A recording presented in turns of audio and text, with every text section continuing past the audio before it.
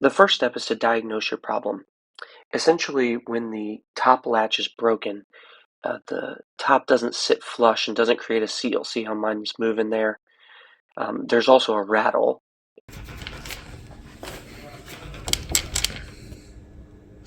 When the mechanism works correctly, the screw spins the green arrow, which pulls that black plastic piece over, thus pressing down on this latch and sealing it to the windshield. Um, Pushing down on that latch right there and sealing it to the windshield. The problem is that black piece breaks and then it doesn't move over. This is the correct motion on a fixed piece. Unfortunately, getting to that mechanism is not easy.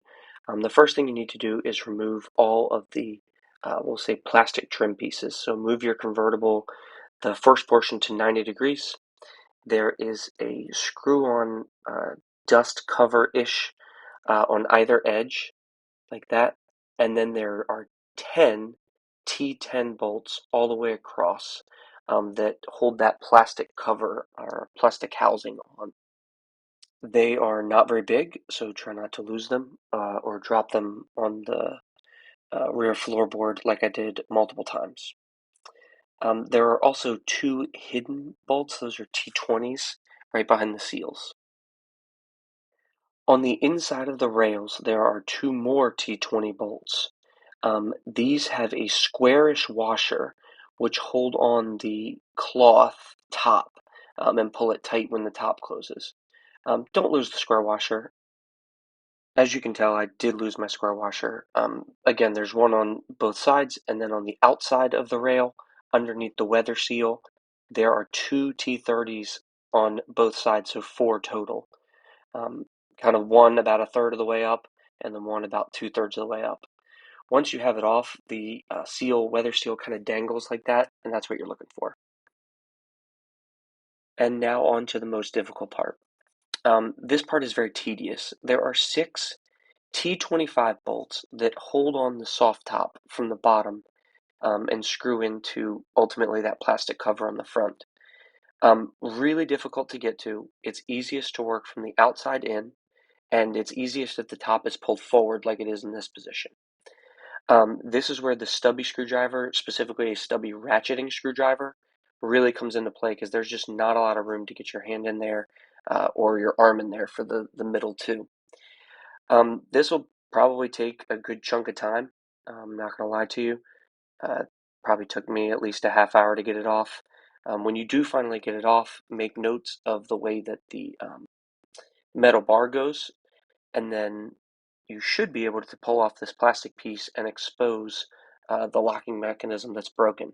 Be careful when you pull off the plastic piece, you may have plastic pieces fall out at you. Once you can see the lock mechanism, you need to go ahead and do a little self-diagnosis. Mine was not that bad. This is what mine looked like originally. Ultimately, I tried to slide the broken pieces back together as closely as possible and then use this JB Weld plastic bonder um, pretty much everywhere in order to put it back together. I will say that other people who have more damaged or don't really trust the plastic weld, they'll put bolts through, and there are a couple other methods on some online forums. I did this probably about 6 months ago, and it's worked perfectly. I'm happy to recommend it. It has been great. So basically, I just put plastic JB Weld everywhere, all of the seams, all of the pieces, and then put clamps on it. And the plastic weld is good for, cures in about 15 minutes. I left it for 24 hours. I didn't want to play any games. I did both of them. And when I came back, this is what it looked like on the right side, and this is what it looked like on the left side. And just in case you're curious, this is what it looks like if you end up putting bolts through.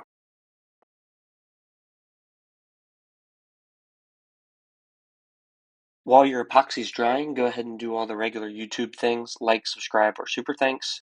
And then once your epoxy is dried, go ahead and put it all back together. First and foremost is to get your cloth correct. And then I pre-positioned my six T25 bolts. Um, that way they were good to go. Then you put the plastic trim piece on, flip the cloth bar up, and you can begin to work from the middle out. Again, there's the plastic trim piece. I did put a couple of the T10 bolts in just so it wouldn't move, and I also put I think I put the corners in. Yeah, these T25 bolts in the corner. Again, leaning it forward is helpful. I worked from the middle out. It just takes patience. It's just kind of a pain in the butt. Again, the ratcheting screwdriver, very helpful, or a stubby screwdriver, very helpful in this scenario. Once your cloth is back in place, use those square washers and the T20 bolts to secure the corners of the cloth, and then your soft top should be completely good to go. Lastly, there are two T30 for 4 total on either side of the seals. Again, that's on the outside rail. Then you're putting the rest of the T10 bolts in, and then the 2 dust caps, screw-on covers, whatever you want to call on each corner, and you're good to go.